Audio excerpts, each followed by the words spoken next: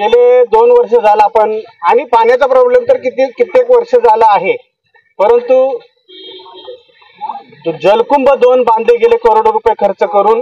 त्यामध्ये विशेष करून सन्माननीय उद्धव ठाकरे हे मुख्यमंत्री असताना सन्माननीय बबनदादा असतील, अन्य सर्व कार्यकर्त्यांनी, सर्व घटक पक्षाच्या कार्यकर्त्यांनी अर्ज देऊन पाठपुरावा करून आणि उद्धव साहेबांच्या मार्गदर्शनामुळे ते जलकुंभ उभा राहिले. परंतु ते जलकुंभ उभा राहून सुद्धा प्रेशरचं पाणी येत नव्हतं. त्याचं कारण पाणी भ्रष्टाचार, टँकर लॉबी आणि सिडकोकडून चालवणारी टँकर सिस्टीम ही होती. आणि त्याला कंटाळून आजचा हा मोर्चा की पावसाच्या दिवसामध्ये 60% धरण भरलेलं असताना सुद्धा तुम्ही टँकर चालवताय, तुम्ही पाणी व्यवस्थित देत नाही. यासाठी तळोजा फेडरेशन असेल, शिवसेना असेल, शेका पक्षाचे कार्यकर्ते असतील, खारघर आणि तळोजा येथील काँग्रेस आणि राष्ट्रवादी यांचा देखील सपोर्ट होता. सर्व जनता तळोजाच्या विविध सोसायटीच्या फेज 1 आणि फेज 2च्या सर्व सोसायट्या आज उपस्थित होत्या. आज सन्माननीय बबनदादा असतील, वरिष्ठ देवेंद्र मडवी आणि अन्य सर्व कार्यकर्ते वरती साहेबांची मीटिंग झाली आणि त्यामध्ये ज्या मागण्या आम्ही केल्या होत्या, विशेष करून सर्वांना प्रेशरचं पाणी मिळण्याचं आश्वासन दिलेलं, इथून पुढे प्रॉब्लेम येणार नाही अशा प्रकारचं आश्वासन दिलेलं आहे.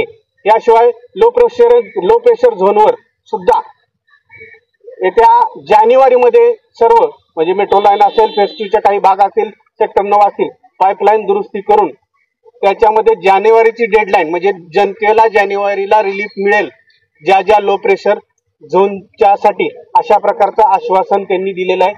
त्यांनी अगोदर पत्र दिलं होतं, परंतु आपल्याला डेडलाईन पाहिजे होती.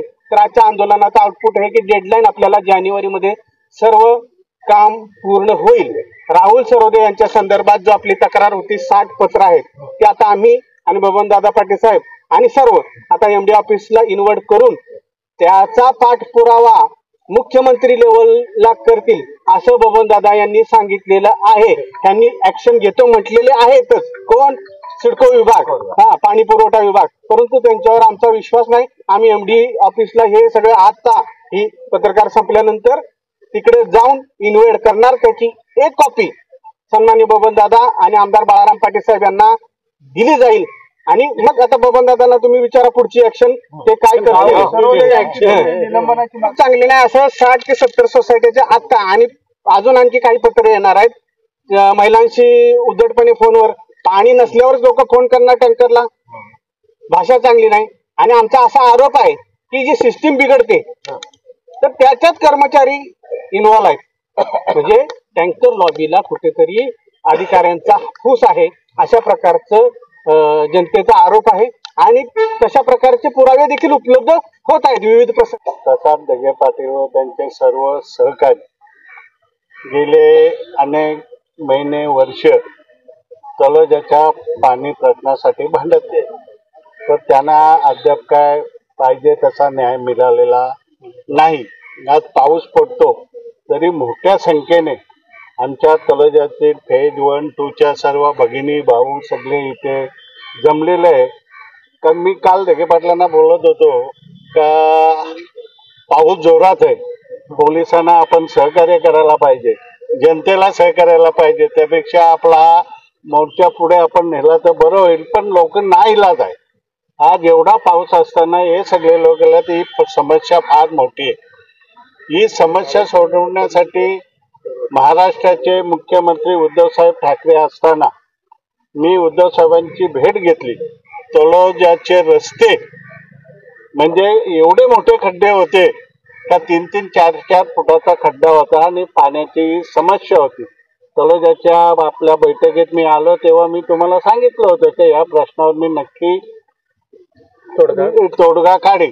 आणि त्यावेळेला माझ्या समोर सिडकोचे MD मुखर्जी साहेबांना उद्धव साहेबांनी फोन केला आणि 38 कोटी रुपये आपल्या तळोजा फेज आणि 2ला मंजूर झाले. त्यामध्ये रस्ते होते, रस्ते चकाचक झाले, पण परत काहीतरी कुठला तरी काट करून रस्ते खोदले जातात आणि त्यात 2 पाण्याच्या टाक्या बांधायचा निर्णय झाला.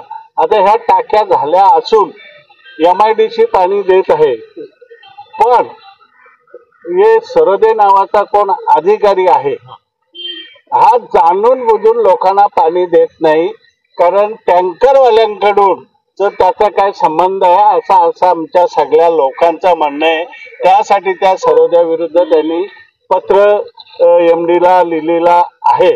आम्ही आता गायकवाड साहेबांना विनंती केली का मोर्चे आम्ही फार शांततेने 2-3 वेळा तुमच्याकडे आणले, नंतर लोक भडकली, नंतर काय होईल. आणि मी शिवसेनेचा नेता आहे, पोलिसांना माहित आहे, अधिकाऱ्यांना माहित आहे.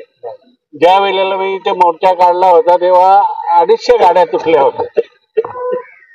तर हा आम्ही पाण्यासाठी भांडतो. आम्ही काय कोणाच्या आम्हाला काम द्या, कॉन्ट्रॅक्ट द्या यासाठी आम्ही भांडत नाही.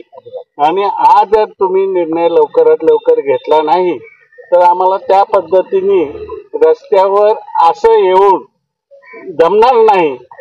काहीतरी शिवसेना म्हणून आणि शेतकरी कामगार पक्ष जे आम्ही आता आहोत या जिल्ह्यात आणि तालुक्यात काम करतो त्या पद्धतीने पुढचं आंदोलन, पण त्याच्या अगोदर होण्याच्या अगोदर मी MD ना भेटणार आहे. बालाराम पाटील आम्ही आमचा शिष्टमंडळ यांचे 3-4 लोक घेऊन जाऊ आणि MD ना ही अशीच विनंती करणार आहोत. 2 दिवसात त्यांचा वेळ घेऊ. आताच मी त्यांना फोन करेन. नाही, महाराष्ट्राचे मुख्यमंत्री यांनाही पत्रव्यवहार केला जाईल. कारण जरी ते तिकडे असले तरी आम्ही एकत्र काम केलेलं आहे आणि कामाविषयी ते नक्कीच आमच्यावर लक्ष देतील. या पद्धतीने सर्व गोष्टी या 15 दिवसात, महिनाभरात कायद्याच्या नियमानुसार आम्ही सगळ्या करून लोकांना न्याय देण्याचा प्रयत्न करा. आपण हे आंदोलन यासाठीच ठेवलं आहे. पाण्याचा एवढा प्रॉब्लेम आहे.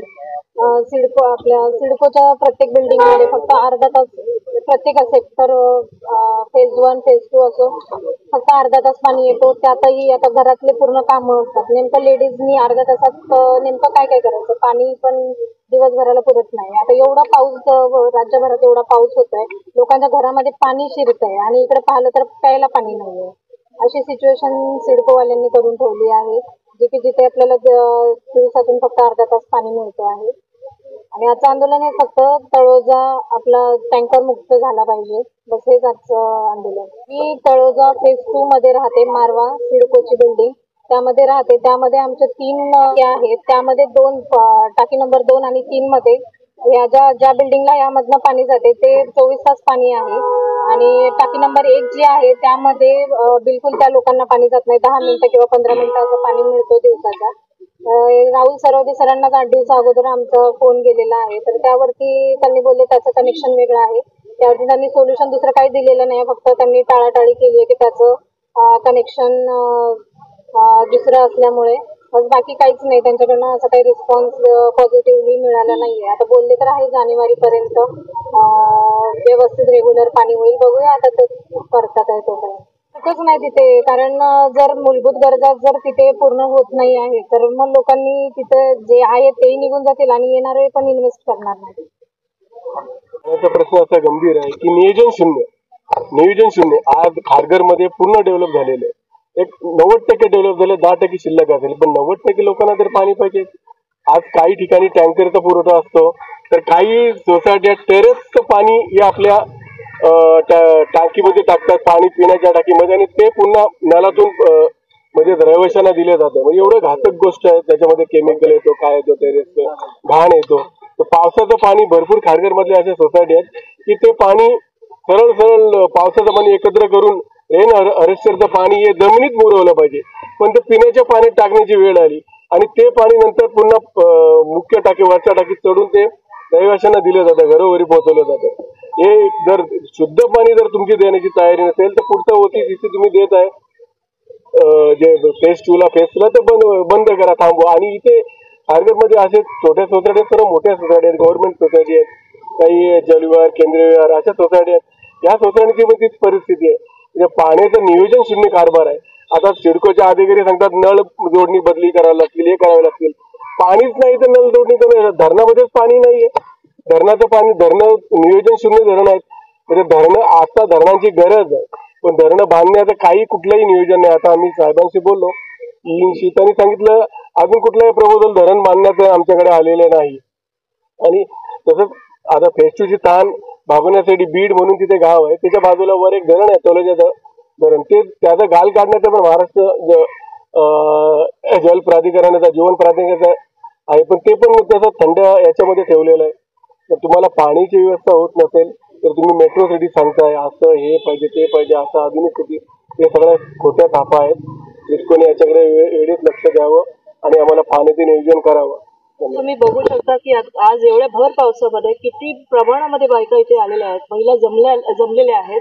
पाण्याचा प्रश्न म्हणून त्यांनी सांगितलं की टँकर हे येत आहेत, पण एका टँकरचा रेट हा 3000 रुपये आहे आणि टँकर हा सोल्युशन नाहीये. टँकरचं पाणी येतंय त्याच्यामुळे घर परिवारातले सदस्य आजारी पडत आहेत. म्हणून पिण्यासाठी जेवण बनवण्यासाठी मग बिस्लेरी पण आणलं, म्हणजे पाणी तुम्हाला सोसायटी मेंटेनन्स पण तुम्हाला द्यावं लागतंय, टँकरसाठी पण पैसा द्यावा लागतोय, बिस्लेरीसाठी पण द्यावं लागतं. मग सिडको याच्यासाठी उपाययोजना काय करत आहे?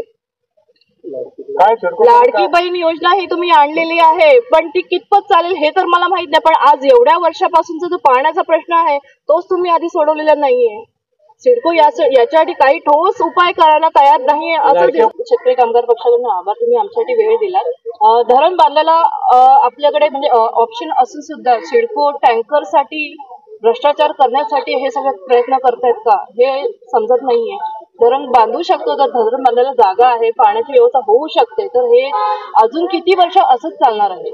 मनुष्याच्या जगाला मूलभूत गरज असतात, अन्न वस्त्र निवारा याचा असतात, पण त्यामध्ये पाणी हा जो घटक आहे तो एक खूप पूर्ण महत्वपूर्णचा घटक आहे. आणि तो आपल्या आयुष्यात नसला, आपण सकाळी उठलो तर आपल्याला सर्वात आधी काय कशाची गरज असते? पाण्याची गरज असते. सकाळी उठल्यापासून तर झोपेपर्यंत आपल्याला पाण्याची गरज असते आणि उठल्यापासूनच आपल्याला कळतं की आपल्याकडे पाणीच नाहीये. आणि उठल्यापासून आपल्याला कळते की आपल्याकडे पाणीच नाही, तर तेव्हा त्या बाईचा काय हाल होत असेल, ज्याच्या घरी लहान मुलं आहेत त्यांना पाण्याची इतकी आवश्यकता असते आणि त्यांच्यासाठी पाणी नाही. आणि सिडकोनी प्रॉमिस केलं होतं की 24 तास पाणी देईल, पण त्या 24 तासापैकी तुम्ही फक्त 5 मिनिटं किंवा 10 मिनिटं पाणी देता आणि त्या 5-10 मिनिटांमध्ये बाई पाणी भरेल की आपल्या मुलाबाळांना सांभाळेल की टिफिन बनवेल. तर सकाळी जे पाणी येते 5-10 मिनिट किंवा 15 मिनिटं, तर त्याच्यामुळे ते पाणी भरू शकत नाही, स्टोअर करू शकत नाही व्यवस्थित आणि मुलांच्या शाळेची तयारी करेल की आपल्या हसबंडचा टिफिन बनवेल. तर त्यामुळे हा खूप प्रॉब्लेम होत आहे. तर सिडकोने जे असं प्रॉमिस केलंय की 24 तास पाणी देईल, तर 24 तास नाही तर कमीत कमी सकाळी 3 तास किंवा रात्री 3 तास असं कमीत कमी तरी 3-4 तास तरी पाणी द्यायला हवं. पाण्यासाठी तलोजावरून 5वं आंदोलन आहे.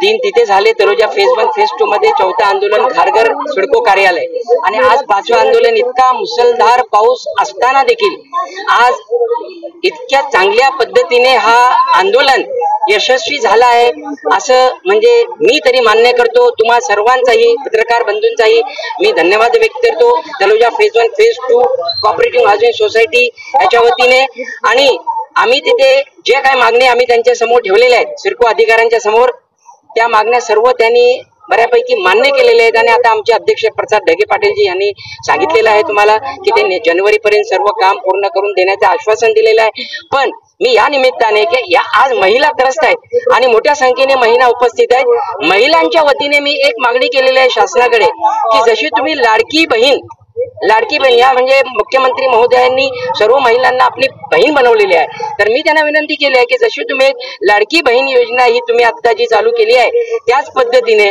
पाण्यासाठी लाडकी योजना अशी आमच्या महिलांसाठी आमच्या बहिणींसाठी भगिनींसाठी जी आहे तुम्ही ही आज सुरू करावी आणि पाण्याची जी समस्या ही पूर्णपणे तुम्ही त्याचं समाधान या जनतेला द्यावा हीच नम्र विनंती आहे. ओके, धन्यवाद.